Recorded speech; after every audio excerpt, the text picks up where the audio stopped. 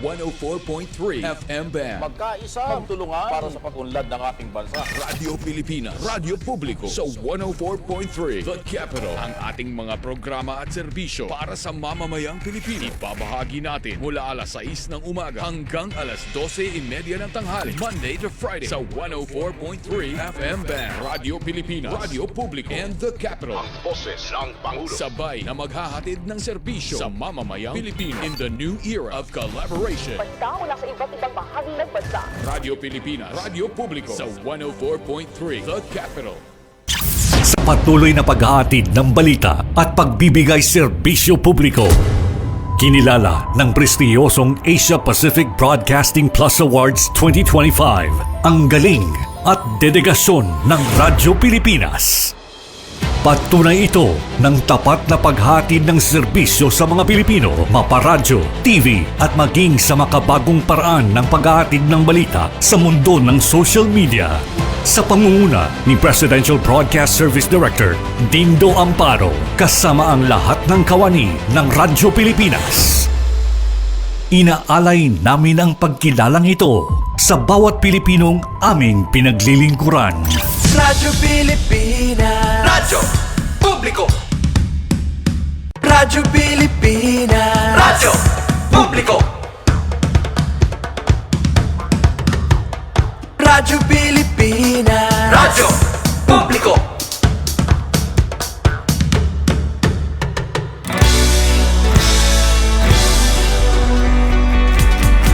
Mahalagang mga balita, napapanahong impormasyon. Kami ang inyong gabay pag may bagyo at sakuna. Serbisyo ng gobyerno kapag may nangangailangan. Mga proyekto ng Pangulo, damang-dama ang pagmamahal niya. Tulay ng mga hinaing, ang problema ng bayan ating lulutasin. Tulay sa himpapawid, tulay ng pagbabago. Radyo Pilipinas, Radyo Publiko, ng bagong Pilipinas. Radyo Publiko, Radyo Pilipinas, Radyo Publiko, ng bagong Pilipino.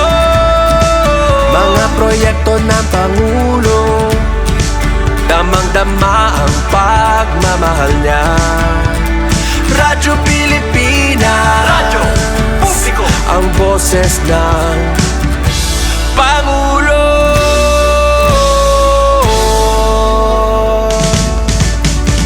Karamay nyo kami, kahit malayo man kami nakakarating. OFW magsasaka, buhay ay iba't iba, san mang lugar ng bansa natin. Tulay ng mga hinaing, ang problema ng bayan ating lulutasin. Tulay sa himpapawid, tulay ng pagbabago. Radyo Pilipinas, Radyo Publiko, ng bagong Pilipinas. Radyo Publiko, Radyo Pilipinas, Radyo Publiko, ng bagong Pilipino. Mga proyekto ng Pangulo, damang-dama ang pagmamahal niya. Radyo Pilipinas, Radyo Publiko, ang boses ng Pangulo. Radyo Publiko, Radyo Pilipinas, Radyo Publiko, Radyo Pilipinas.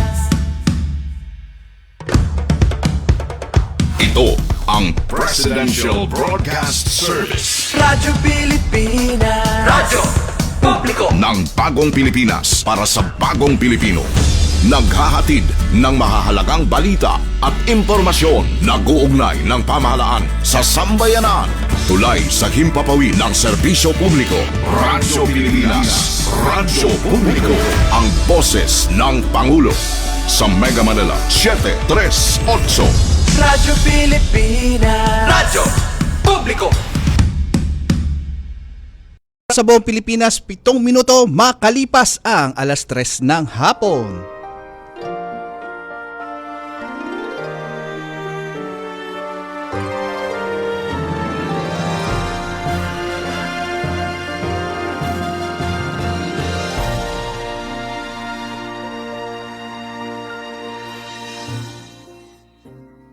Isang magandang hapon po sa inyong lahat at welcome po tayo sa ating programang Kaling Hahatid ng Red Cross. Dito po yan sa Radyo Pilipinas, Radyo Publiko. Ika-6 na po ng buwan ng Hulyo. Unang linggo sa buwan ng Hulyo po tayo at nakakalahati na tayo ng taong 2025. At kamusta po ang bawat isa sa inyo? Inaanyayahan namin kayo na pakinggan, subaybayan ang ating talakayan hanggang alas 4 po tayo ng hapon. At syempre sa mga kaganapan sa atin sa Philippine Red Cross, ang mga nagawa at mga naging aktibidad nitong nakalipas na linggo. At syempre napaka-interesting ng talakayan natin ngayon Tungkol po yan sa sakit ngayong tag-ulan dahil nga naman kakalabas lang ng ating bagyo nung nitong nakaraang weekend, kahapon o nung isang araw si Bagyong Bising. Bagamat nandiyan lang siya sa may gilid-gilid ng ating Philippine Area of Responsibility at sabi nga ng Pag-asa baka nga posible pa siyang pumasok ulit pero baka lumabas din. At isa na po siyang typhoon by the way, may international name na Danas. Okay, nais nating pasalamatan at bumubuo ng ating programa mula sa Presidential Communication Office at sa ating Presidential Broadcasting Service ang ating Direktor Fernando Sanga, si Sir Dindo Amparo, ang ating Station Manager Sir Alan Alyanige, at ang iba pa nating kasama, si Sir Ray Sampang at si Sir Maki. At sa technical side, Orly Lopez at si Ma'am Joy Timidan.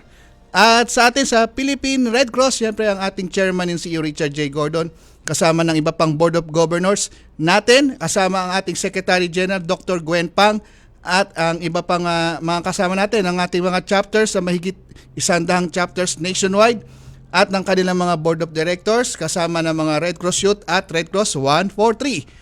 Hindi na natin patatagalin pa, makakasama natin via Zoom. Ang lagi natin kasama dito mag 19 years na po tayo ngayong taon, Governor Corazon Alma de Leon. Magandang hapon po, Governor. Yes. Magandang hapon. At ako'y natutuwa dahil ang topic natin ay pag-iwas sa mga sakit tuwing tagulan. At alam naman natin yan, yung vestiges ng tagulan ay kailangan harapin natin. Tamang-tama may message si retired Chief Justice Hilarion Davide Jr. Ang sabi niya, on this beautiful Sunday, the 6th of July 2025 of our harsh and harassed world, let us be strengthened by this passage on in His time. There are times when we feel like giving up, but let us always remember that God is teaching us to trust in His timing. So do not be in a hurry, do not be impatient, do not try to force doors to open, do not make things to happen by your own power and strength. Let God do it His way with your full and unquestioning cooperation. He has a timetable for all our heart's desires. He makes all things beautiful in His time. He has plans for each one of us, plans for our welfare, and a future full of hope, never for woe. Tama-tama, sa pagsisimula ng ating programa ay introduce na natin ang ating mga panauhin. Nais kong sabihin ang nandito na si Dr. Stephanie Tan, Volunteer Medical Director, si Mark Abrigo, Manager Health Services, si Marjorie Benavides, Chapter Service Representative on Health from Visayas, and then of course Maria Angeline Limlingan, Chapter Service Representative on Health, Davao City Chapter representing dengue prevention in Mindanao. So, pababatiin muna natin sila according to the names that I have read. Una natin, Dr. Stephanie Tan. Please greet us. Yes, Go ahead. nakasama na natin siya dati. Magandang hapon po, Doc. Hello, good afternoon po sa inyong lahat. Yes. Thank you again for inviting me for this. Yes, thank you rin po, Doc, radio show for po. the time. At susunod si Sir Mark Abrigo. Sir Mark, magandang hapon po at welcome po tayo ulit sa ating programa. Sir Mark, nakamute ka. Magandang hapon po. Magandang hapon po sa lahat ng tagapakinig ng ating Kalinga Hatid ng Red Cross. Magandang hapon po, Gov Cora. Thank you. Si Si Marjorie, ng Iloilo.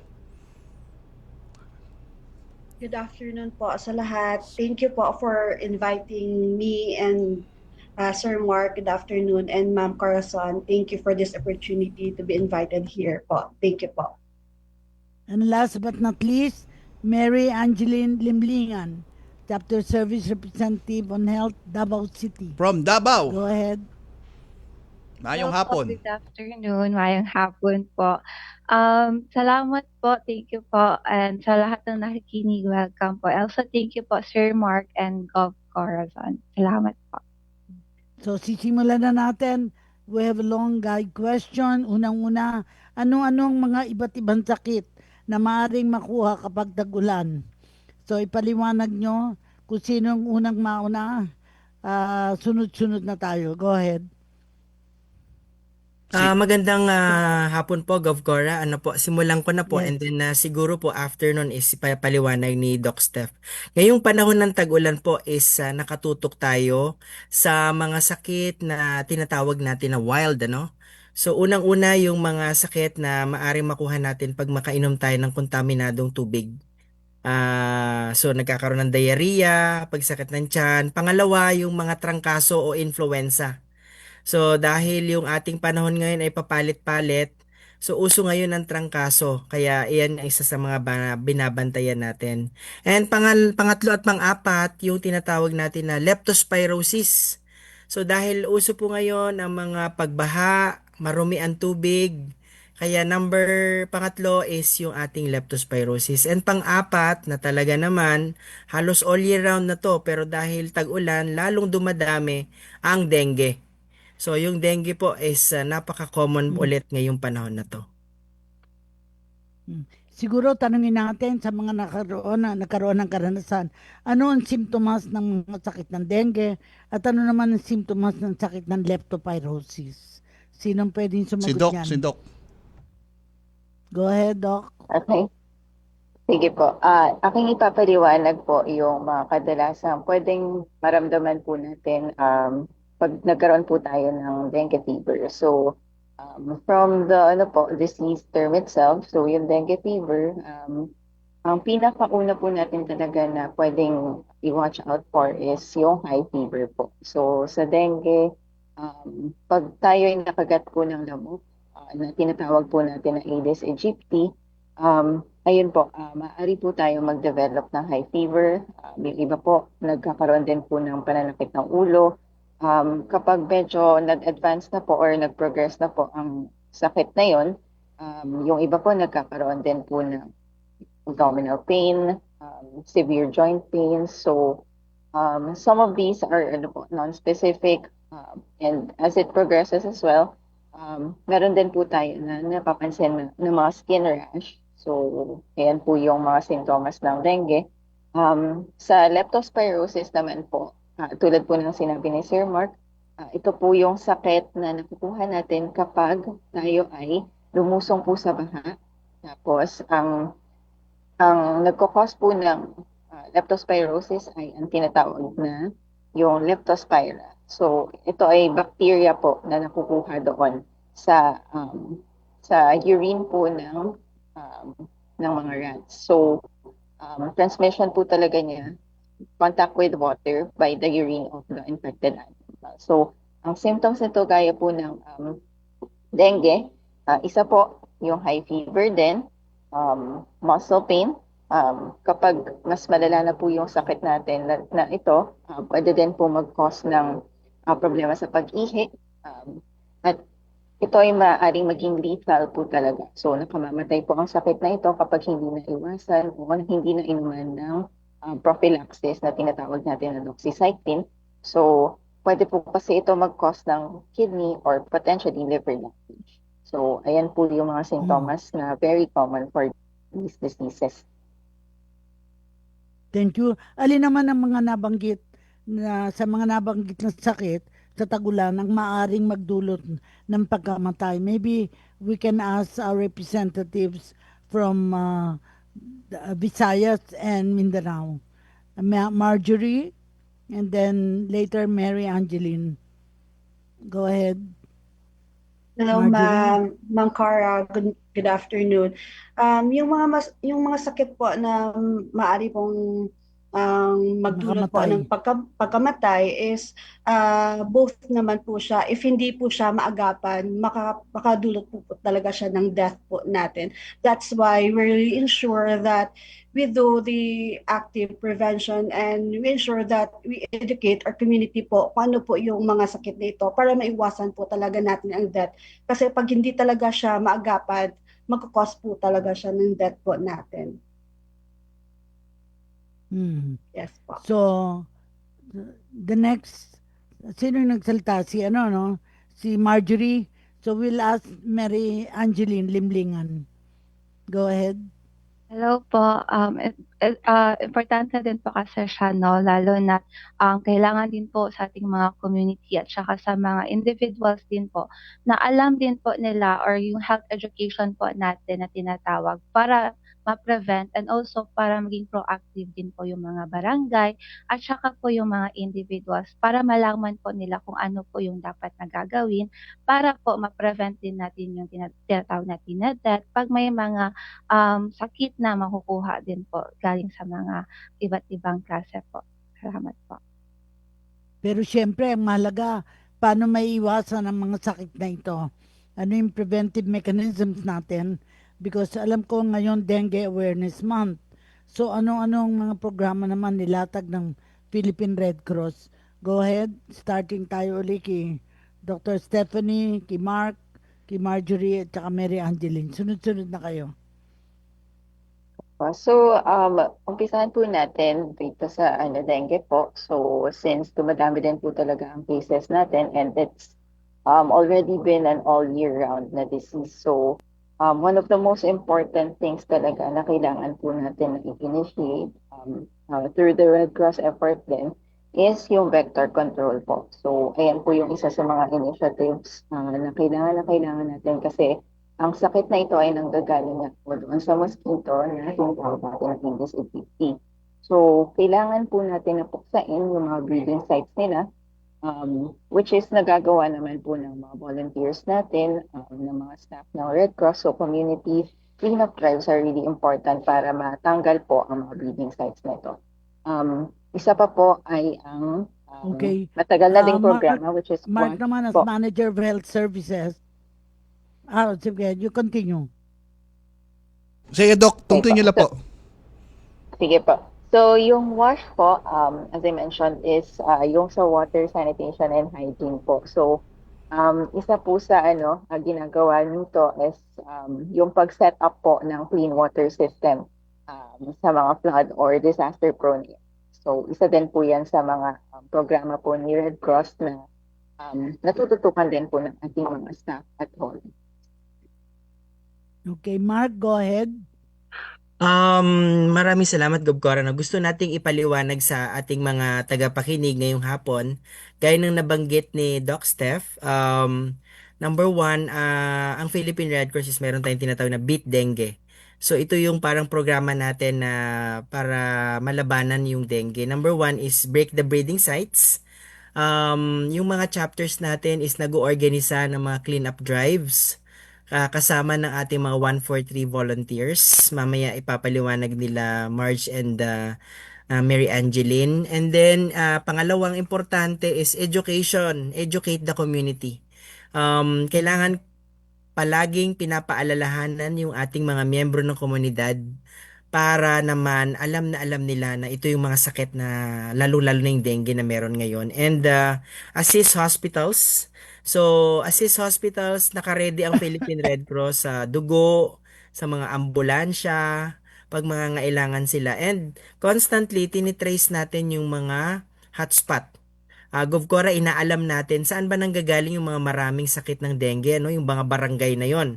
Kasi kung maraming lamok sa isang lugar, marami ring dengue. Sabi nga nila, kung walang lamok, walang dengue. Kaya yun yung patuloy natin na pinupuksa sa mga cleanup drive. At syempre, dahil napakalaki ng Pilipinas, uunahin natin nasan man nanggagaling yung mga dengue na yon.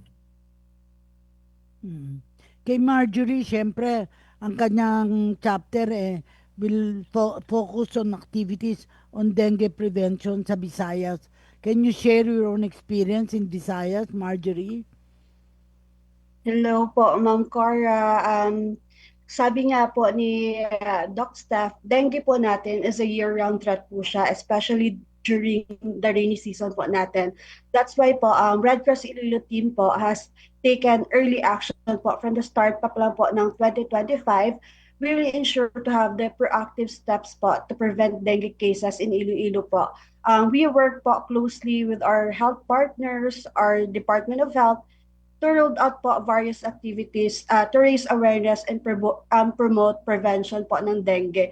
In line din po ng national campaign ni Health Services National Headquarters, we really ensure po na na-implement po namin yung Beat Dengue na activity, which is po na sabi naman ni Sir Mark, these simple yet powerful steps po were brought to life po ng ating mga Red Cross 143 volunteers and community health volunteers po, which is we conducted our house-to-house visit, barangay cleanup drives, school lectures, and our community assemblies po, which is led din po ng ating mga volunteer.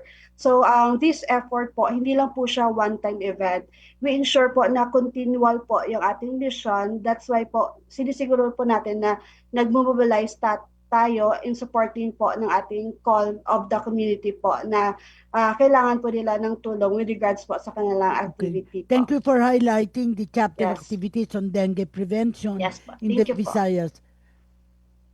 We'll ask Mary Angeli naman to talk about the Davao City chapter para ano naman ang dengue prevention sa Mindanao. Is it similar to the one in Visayas? Hello Go ahead, po. Mary Hello Angeline. po. Yes po. Sa Mindanao po, no, kahit po nagbaba na din po yung mga cases, patuloy pa rin po si Philippine Red Cross na isinasagawa yung mga activities po, such as yung sa dengue prevention. Kahit na naging kasali si Davao City sa top 20 sa pinakaraming kaso ng dengue, pinapatuloy pa rin po ngayong taon yung Beat Dengue po namin, such as yung dengue awareness campaign and information dissemination, at saka yung clean up drive po. So dito po sa Mindanao, no, lalo na po sa Davao City, maraming lugar po na naitalang kaso ng dengue. So pinapatuloy pa rin po namin yung pag-provide ng information dissemination or awareness po sa kanila para din po magpatuloy yung pagiging proactive po ng mga barangay at also pagbibigay po ng informasyon. And karagdagan na rin po yung pagpasagawa namin ng clean up drives, lalo na yung bago lang ngayong taon, yung pagtaas po ng cases. So, isinagawa po namin yung search and destroy namin operation para din parang bahagi na rin po siya ng clean up drive namin nung pagtaas ng kaso din po para mas mapatuloy yung pagpe-prevent po namin ng dengue cases. At kasali na rin po malaking ambag din po no yung pagkakaisa po ng communities, lalo na po pagtulong ng aming RC143 sa mga barangay, sa aming RC143 health din po sa mga various na health centers po dito sa Davao City na mga barangays at sa aming mga chapter-based volunteers. Mas nabigyang pansin po yung pag-prevent po namin ng dengue cases at also pagbibigay po ng dissemination sa mga schools or sa mga communities po para mapabigay yung information dissemination po sa publiko at mapanatili po natin na mas ma-reduce po yung dengue cases dito sa Mindanao. Thank you po. Thank you very much. Para kay Mark naman, saan sa NCR ang may mataas na attack rate ng dengue at leptospirosis? Mark? Gobgora, napaka-importanting tanong po yan. Dito sa Metro Manila, buong Metro Manila po ang hotspot ng dengue. Kasama na yung mga nasa Region 4A, yung sa Calabarzon area at saka Region 3. Lalong-lalo na yung pong mga malalaking syudad, So, nitong taon na to, nakita natin na tumaas ang kaso sa Quezon City na kinailangan nga na magtatag sila or magdeklara sila ng outbreak. So alam natin na marami ring kaso sa Maynila at saka siyempre sa Caloocan. So at sa Cavite naman, Bacoor, ganon, and sa Bulacan and Pampanga area. So itong mga lugar na to is mahalagang tutukan all year round tungkol sa pag-prevent ng dengue. Linggo-linggo dapat pinapaalalahanan natin ang mga kababayan natin na taga dyan. Nabanggit kanina na yung mga pinamumugaran ng lamok is napaka-importante. Ano po? Yun namang lamok is hindi yan nakakalipad ng malayo. So kung merong dengue sa isang lugar, nasa bakuran lang po natin yan. Kaya kailangan paalalahanan natin yung mga kasambahay, mga nanay, mga magulang, yung mga lugar na hindi natin inaakalang nandoon yung pinamumugaran ng lamok is kailangan malinis siya. Pag pinag-usapan naman po leptospirosis, nung nakaraang taon maraming na leptospirosis sa Quezon City at saka sa Maynila. Kung naaalala po natin is nagkaroon ng mga pagbabaha nung bagyong Karina, habagat. So, ngayong taon na to may na-record na sa Quezon City na 13 na namatay sa leptospirosis. So, kaya kailangan every time na magbabaha, mapaalalahanan natin yung mga kababayan natin na huwag silang lumusong. Kung lumusong man sila, kailangan nila magpa-check up para makakuha sila ng prophylaxis, lalong-lalo na po yung mga may sugat sa paa. Pangalawang mahalagang paalala rin tungkol sa leptospirosis gobkora is yung pagkatapos pong magbaha, tapos magje-general cleaning tayo, siguraduhin natin na protektado yung mga kamay natin like paggamit ng gloves or after nyo pong maglinis is huhugasan nyo po agad yung mga kamay ninyo kasi yung pong mga nasa basura ay maaring nandun din po yung ihi ng daga na maari ninyong makuha po yung leptospirosis. So, bali ang tanong ngayon, ano-ano may papayo natin sa publiko upang maiwasan? Kasi kung nandyan na yan, gagamutin, ano? Pero para maiwasan ang sakit na dengue at leptospirosis, sabi mo nga yung paglilinis, at hindi lang siguro sa kabahayan, sa outside, but even inside the home. Anong naging karanasan natin? Kasi katulad ng Manila at Quezon City, talagang maraming mga tao dyan. So, kailangan bawat barangay meron silang sariling programa para dito. Sa iyo bang palagay, Mark, maganda naman naging resulta last year. And looking at that, anong improvement that we will do in this, of course, meron pa ring ulan tayo ngayon. Actually, dito sa amin sa Parañaque ay nag-ulan na over the weekend, no? Meron ng ulan. So ano may papayo natin sa public? Kasi hindi lang yung health centers, pero mismong mga tao, mga population, people, how do we help them? Give them advice para maiwasan ang dengue at leptospirosis. Go ahead. Sige po. Govcora, sisimulan ko lang po ito and siguro dagdagan ng mga ni Marge at ni Mary Angeline mamaya kung ano yung mga ginagawa nila talaga sa community. Pero sa usapin ng dengue, ito napaka-importante po to, no?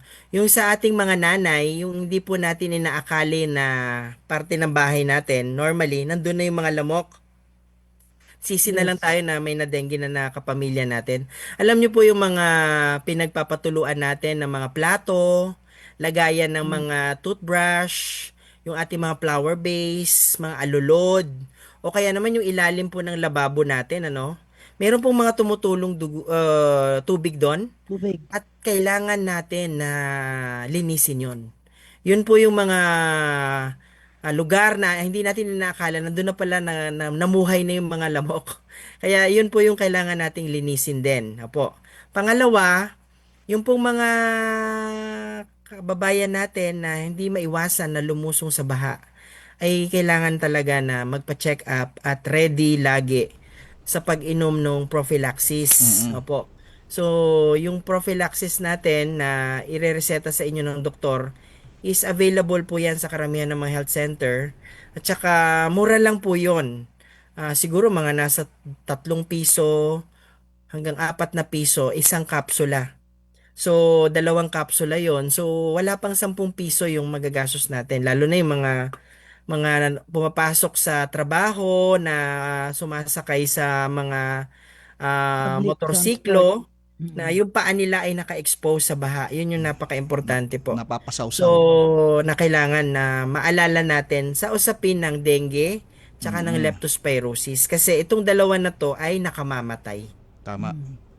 Para sa ibang resource persons natin naman, ano ang mga naging challenges na hinarap ng mga volunteers or staff ng health services upang mapaigting ang kampanya kontra dengue and leptospirosis? Kasi pag sinabing kontra dengue, kontra leptospirosis, continuing ton. Habang maybe wala pang may sakit, pero how to control. Yun namang may sakit na, where to go, where to turn. So we will ask now Dr. Stephanie Tan, si Marjorie, and then also Mary Angeline. Gob Cora. Stephanie? Yes, stop na po muna tayo. Yung ating tanong, yung mga sasagot sa susunod na lang po na natin, kasi kailangan na po natin mag-commercial break. At sa ating pagbabalik, Gob Cora, meron tayong karagdagang balita itong tungkol pa din sa atin sa mga ginawa na tungkol sa dengue, at meron pong mensahe ang ating chairman para po ngayong Disaster Resilient Month. Magbabalik po tayo sa ilang mga paalala. This is a public service announcement. Discipline is the key. Umiwas sa aksidente sa daan. Ang pagmamaneho ay may kaakibat na responsibilidad. Hindi basta mapaandar lang ang sasakyan. Kilatisin ang sarili, ang kahandaan sa manibela. Siguruhing inyong konsentrasyon ay hindi magagambala. Importante rin na ating laging isipin, init ng ulo ay huwag pairalin. Bagkus, kaligtasan ng lahat ang siyang dapat unahin. Isang mahalagang paalala mula sa Presidential Broadcast Service at Radyo Pilipinas, Radyo Publiko, 738. This is a public service announcement. Public service announcement from PBS, Presidential Broadcast Service at Radyo Pilipinas, Radyo Publiko, 738. Radyo Publiko, serbisyo bayang mahal news nationwide. Balitang pambansa. Sa ulo ng ating Pinakamalawak na pagbabalita. ang radyo ng Pilipinas. Radyo Pilipinas. Balitang mahalaga sa bawat mamamayan. Ang radyo ng publiko. Radyo Publiko. Nag-uugnay ng pamahalaan sa sambayanan. Ay inyo ring mapapakinggan sa 104.3 FM band. Magkaisa, magtulungan para sa pag-unlad ng ating bansa. Radyo Pilipinas, Radyo Publiko sa 104.3 The Capital. Ang ating mga programa at serbisyo para sa mamamayang Pilipino. Ibabahagi natin mula alas 6 ng umaga hanggang alas 12:30 ng tanghali. Monday to Friday sa 104.3 FM band. Radyo Pilipinas, Radyo Publiko, and The Capital. Ang boses ng Pangulo. Sabay na maghahatid ng serbisyo sa mamamayang Pilipino in the new era of collaboration. Balita mula sa iba't ibang bahagi ng bansa. Radyo Pilipinas, Radyo Publiko sa 104.3 The Capital. Calling all runners out there. Ipakita ang pagmamahal sa inang bayan at soberanya. Halina't makilahok sa takbo para sa West Philippine Sea 2025 sa Quirino Grandstand, Manila sa darating na July 27, 2025. Mayroon itong tatlong kategorya: 3K, 5K, at 10K. Race shirts are provided to all registered participants. Hayaan ang mga yabag ng ating mga paa ang maging simbolo ng nag-aalab na pagmamahal at pakikibaka para sa West Philippine Sea. Para sa registration at karagdagang detalye, bisitahin ang official Facebook page ng Philippine Information Agency. Isang mensahe mula sa PIA at ng himpilang ito.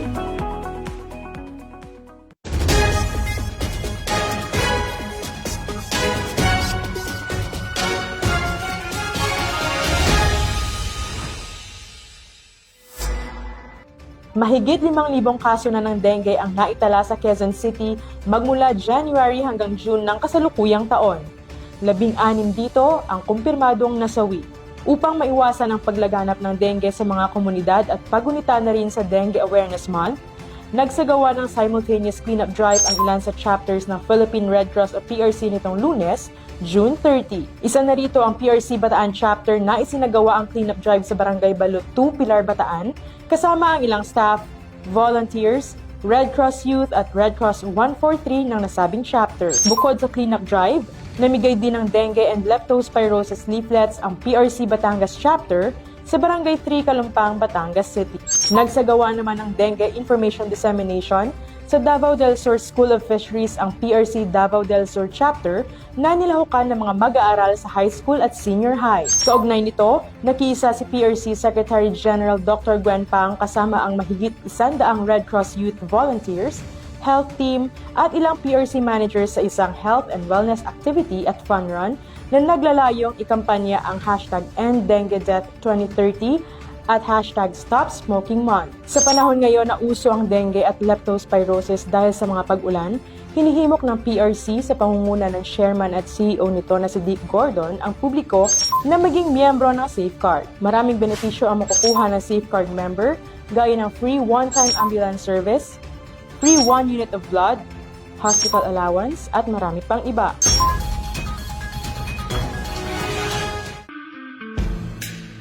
Gusto ko maging isang member ng Safeguard kasi para sa protection sa akin at maging sa aking pamilya. Dahil hindi naman natin sa inaasahan na may mangyari sa atin, hindi naman natin hinihingi sa Diyos. Yung benefits na makukuha mo naman sa 1, 2, bawing-bawi ka na. Kasi sa isang buwan, 100 lang. So isang taon, 1,200. Pinakagusto kong benefit na makuha sa Safeguard, yung may libreng blood at saka ambulance. Napakagandang benefit nito para sa isang member. Hindi mo naman isipin na mahal pero bawing-bawi talaga yung kanilang Safeguard membership.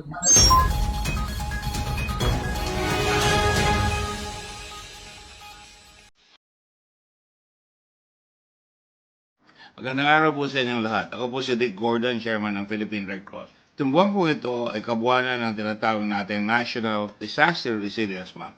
Ibig sabihin niya ay kumikilos tayo laban sa mga dumarating na paghamon ng mga sakuna. Maaaring lindol, maaaring bagyo, maaaring aksidente sa karsada, maaaring anuman. Kaya dito sa Red Cross, ang tinuturo po namin ay yung aking tinasabi sa kanila na 4 na P, 4 Ps. Predict, Plan, Prepare, Practice. Dapat alam nyo, parating ang bagyo, dapat alam nyo kung anong ihahanda ninyo, dapat may plano kayo. Alam nyo kung saan kayo pupunta, alam nyo kung saan kayo mag-evacuate.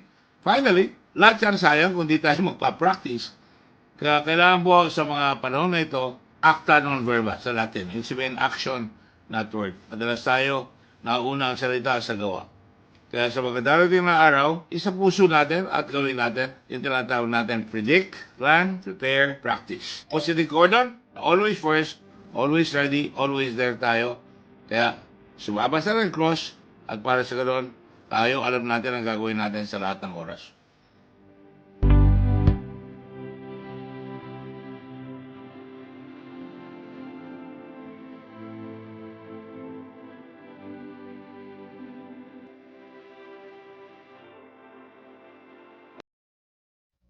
Ayan po ang ating mensahe galing sa ating chairman si Richard J. Gordon patungkol sa Disaster Resilience Month. At meron lang pong nag-comment dito sa atin, padaanin ko lang tong comment. Meron daw pong, paano daw po yung mga volunteers natin sa Philippine Red Cross na naglilinis, ano ang mga programa natin, kasi isa daw kahanga-hangang gawain to ng mga volunteers natin.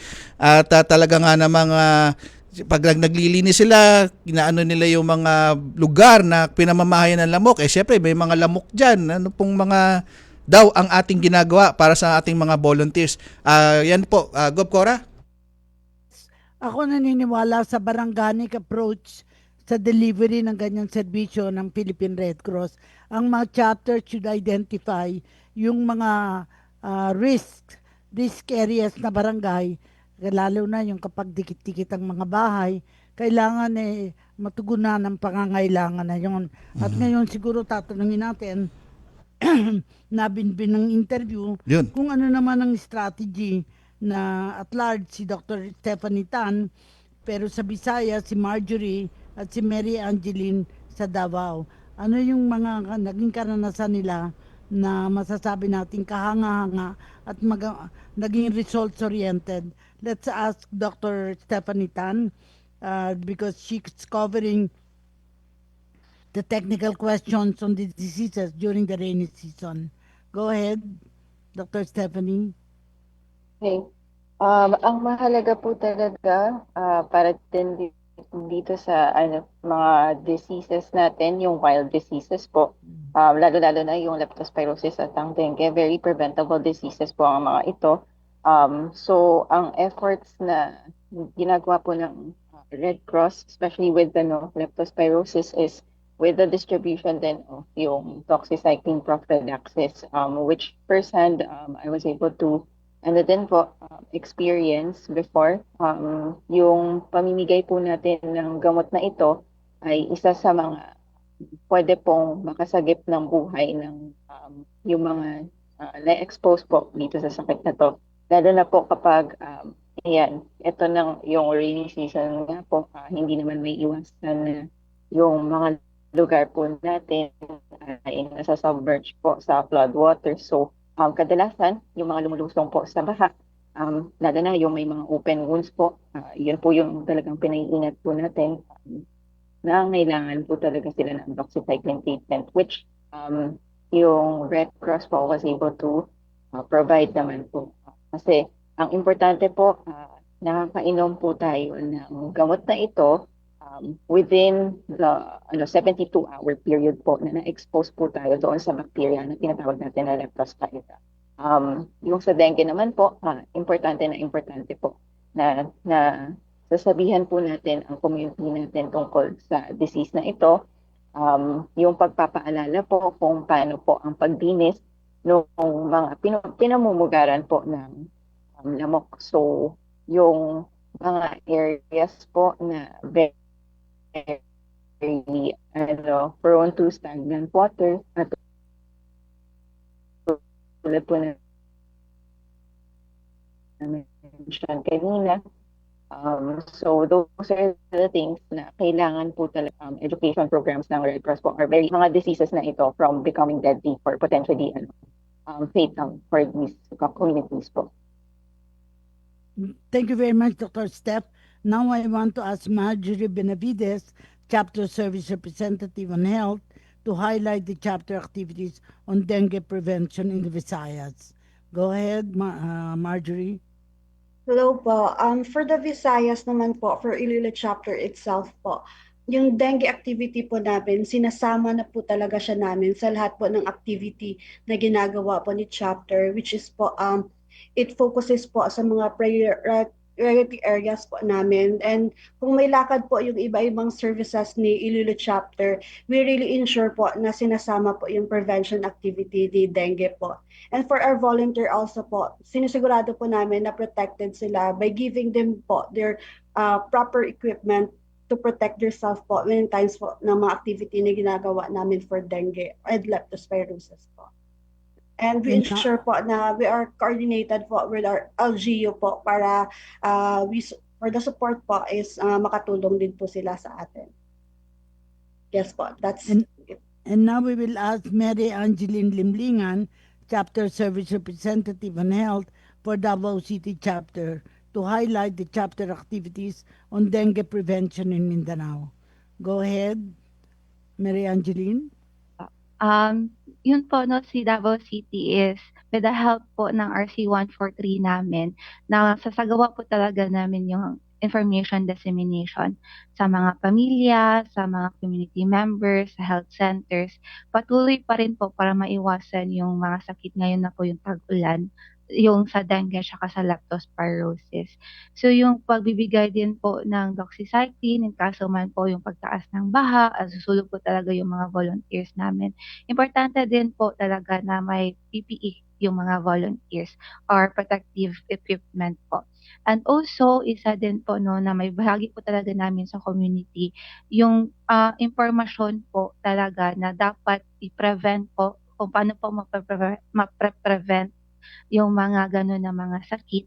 At isa na din po no, yung mga challenges na na-encounter din po ng aming mga volunteers at saka ni RC143, yung exposure po talaga. So as much as possible, binibigyan po talaga namin ng health education yung mga volunteers din po, hindi lang talaga yung mga community.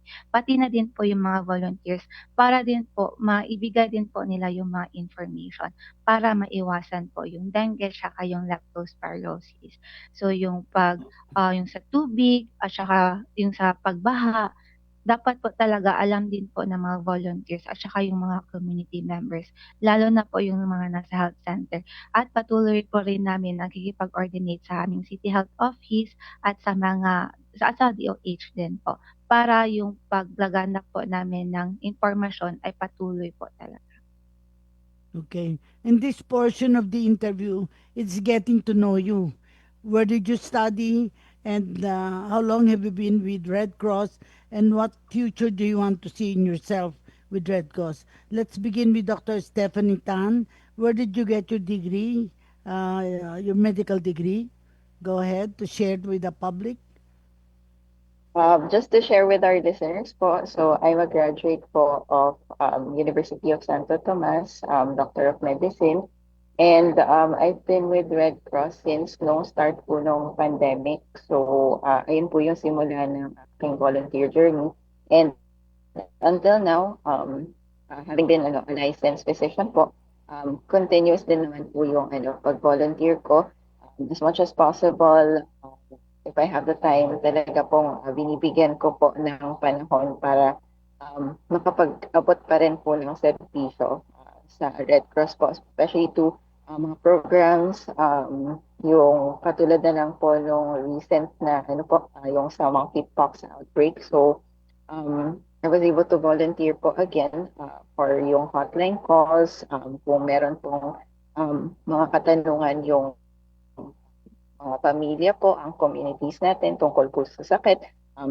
May mga naibibigay po kasi ng magagandang programa ang Red Cross. Kaya patuloy po talaga ang aking pag-volunteer kay Red Cross. And in the near future, hopefully for the next couple or more years, sana po habang nag-grow po ako in this particular field in medicine, I'd be able to extend help pa din po, not only to yung mga bagong programs na ganun, pero yung mga patuloy po na medical mission na handog din ni Red Cross po. And now for Mark, how did you get to be with the Philippine Red Cross? A little history, Mark. Okay, history na po talaga because I've been with the Red Cross for 20 years. I am a graduate of nursing of the Manila Doctors College, now Manila Titana College of Nursing, and I'm involved with the Red Cross because my former professor used to be a Red Cross instructor, and she invited me to volunteer with the community health and nursing service before, and my former manager then was also a classmate of my professor, and that started the history of my work with the Red Cross po. Congratulations for that long standing stay with the Philippine Red Cross. Now I'd like to ask Marjorie, as chapter service representative for health, to her experience or her background in terms of getting to the Red Cross in the Visayas region. How long have you been there? Go ahead, Marjorie. I really started po Red Cross Youth po talaga from high school po 2011 I started, then nag-continue po siya, then after po my college, so I graduated nursing din po from Iloilo Doctors College. So 2017, while waiting po for the board exam, I became a volunteer po of Red Cross safety service po as instructor. Then luckily po, I was chosen po to have this technical training po ng Red Cross, yung emergency medical technician, which is po naging EMT po ako ni Red Cross under safety service. Then after that po, I continued my nursing career po. I became a nurse po at our hospital here in Iloilo. Then nagka-COVID po that time. So after COVID po, one of my colleague po called me to be a staff in Red Cross. I really never thought na maging volunteer po ako kasi yung Iloilo chapter itself po, it's really a good chapter wherein yung staff po talaga is nililook up po namin. So I really never thought na maging CSR po ako. Then that time, I was encouraged po kasi marami pong nabigay na training and empowerment po si Red Cross sa akin as a volunteer. That's why it's my time to give back to the chapter po. So I really did my best to be a CSR. So I became a chapter service representative for almost 3 years now. So I see myself in the future, if ever I will not be a CSR for too long, I will surely be a volunteer of Philippine Red Cross for sa makakaya ko po. Kasi Red Cross really mean a lot in my career, in my persona itself. So I see myself as a Red Cross advocate, especially for health po talaga. So community is really a big part of me, especially po yung health services. So I see myself helping the community becoming safer, healthier, and more prepared po in times po sa mga health issues na kumakalat ngayon, disasters. So I want to inspire others po to serve and grow with compassion and purpose. So especially po ng ating mga RC-143, health volunteers, and ang ating pong Red Cross youth po. Philippine Red Cross po talaga, it will really empower you talaga as a person. That's why I see myself as a volunteer in the future. So that's it po. Thank you. Thank you, Marjorie. I am proud to have met you as chapter service representative on health and looking forward to meeting you, of course, in person in your area of concern. Now I'll ask Mary Angeline Limlingan her history working with Davao City chapter. Go ahead. Hello po, Mary. once again. Yes po. Nung I've been a volunteer po, way back 2020 as a chapter-based volunteer under the Fund Generation. And I still continued, I was at first year college. And during that time, I also became an internal president of the Davao Doctors College Red Cross Youth. So, naging member po. And then after that, I also continued volunteering na chapter-based. So with the various, halos lahat na po ng services ni Red Cross, nag-volunteer na po ako. Before I became a chapter service representative under the health services po. So once graduated under the Bachelor of Science in Nursing in the Doctors College, I also went to shadow po para maging chapter service representative. So nung nagpasa na po ng board exam, yun po, naging chapter service representative na po ng health services. Okay. Gob Cora, magtayo ay final message na po tayo. Siguro, ang bigyan na natin ng final message si Sir Mark. Tapos kayo po, Gob Cora. Sir Mark, ano po yung final message? Yes, Mark, go ahead. Gusto ko lang pong pasalamatan yung ating mga chapters sa walang sawa nilang paglilingkod sa komunidad, para maiwasan at labanan yung mga sakit ngayong panahon ng tag-ulan. And syempre yung dengue dahil June Dengue Prevention Awareness Month. Ano po? Syempre katuwang din natin yung pong mga volunteers natin, yung mga 143 Red Cross volunteers natin sa mga bara-barangay. Hindi po magagawa ito ng Philippine Red Cross kung wala yung mga volunteers natin, okay, na present sa mga bara-barangay, lalong-lalo na kapag ka nag-clean up drive.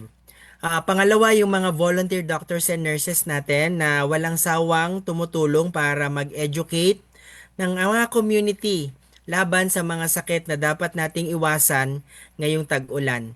So, pagpatuloy lang po natin ang mga gawain na ito, lalong-lalo na sa ating mga chapters, sa pamunguna ng ating mga chapter service representatives ng health, kagaya nila Marjorie and Mary Angeline po. Maraming salamat.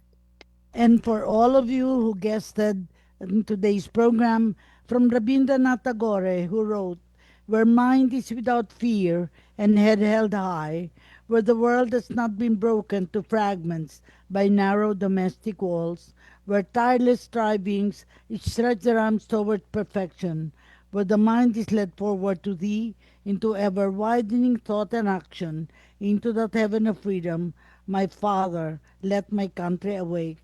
This program is precisely that. We were able to share your experiences and looking forward to meeting you in person and of course continuing our program. Maraming salamat sa inyong lahat. Go ahead, Edison. Thank you very much po, Gob Cora. At yan na po ang ating programang Kalinga Hatid ng Red Cross sa Radyo Pilipinas, Radyo Publiko. Ngayong ika-6 ng buwan ng Hulyo, 2025. At salamat sa lahat ng mga naging panahon natin ngayong hapong ito at sa mga nanood sa ating Facebook page sa Kalinga Hatid at sa Radyo Pilipinas. At syempre sa mga nakatutok sa ating talapahita na 738 kHz at sa atin sa mga nasa TV. Maraming salamat po sa inyo. Ito po si Edison Enriquez at susunod na po ang pagbabalita hatid ni Sir Albert Sebastian. Kasunod po yan ang programa ni Vance Fernandez, Pulso ng Pilipino. 3 minuto bago mag-4 ng hapon. We know